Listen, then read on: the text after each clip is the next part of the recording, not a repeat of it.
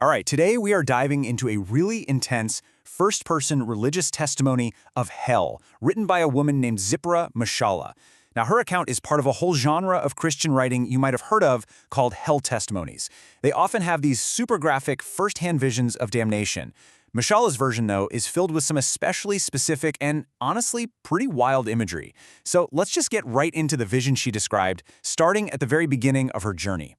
So right out of the gate, she sets a very specific scene. This isn't her just being thrown into some chaotic abyss. She actually describes it more like a guided tour.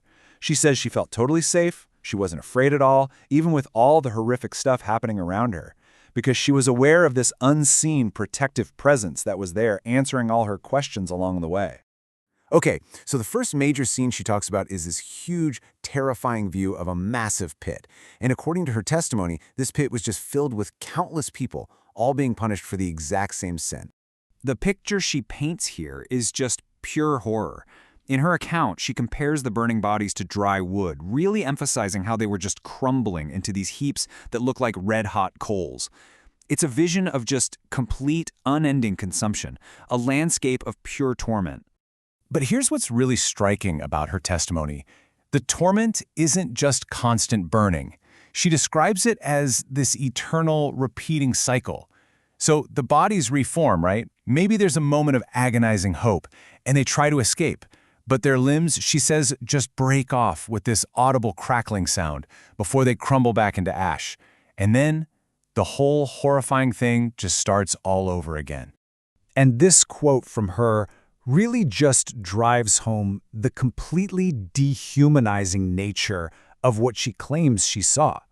The forms were so consumed by the fire that they just looked like heaps of burnt wood. The only thing that told her they were human was the sound of their screams. So, for a little context, the testimony says the sin being punished here is fornication.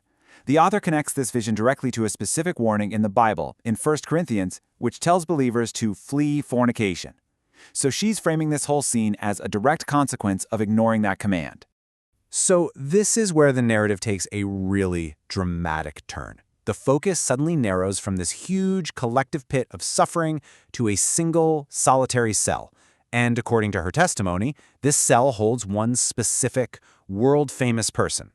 Yep, and this is the central claim of this whole section. The author states, plain and simple, that she was guided to a cell where she saw Michael Jackson himself, going through a very, very specific kind of torment.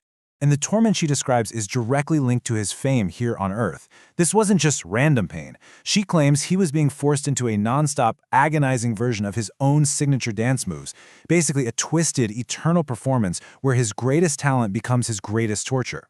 The environment itself was part of the punishment. The author describes this cell as ancient and rusted, glowing red-hot, but not from flames. It was from just sheer oppressive heat. It was supposedly so hot that she could literally see the veins on his face tighten and then break. And this quote shows you the incredibly graphic level of detail in her account.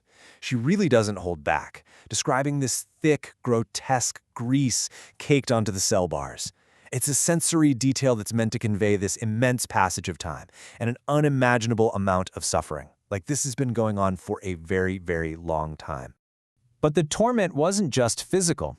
In this next part, the author introduces the role of demons, and they're portrayed as way more than just torturers. They are there for some serious psychological warfare. And this is such a key detail. The demons weren't just watching. They actually took the form of his backup dancers. Their entire purpose, according to this vision, was to actively mock the very performances that made him a global icon. So this really highlights the stark contrast her testimony is drawing.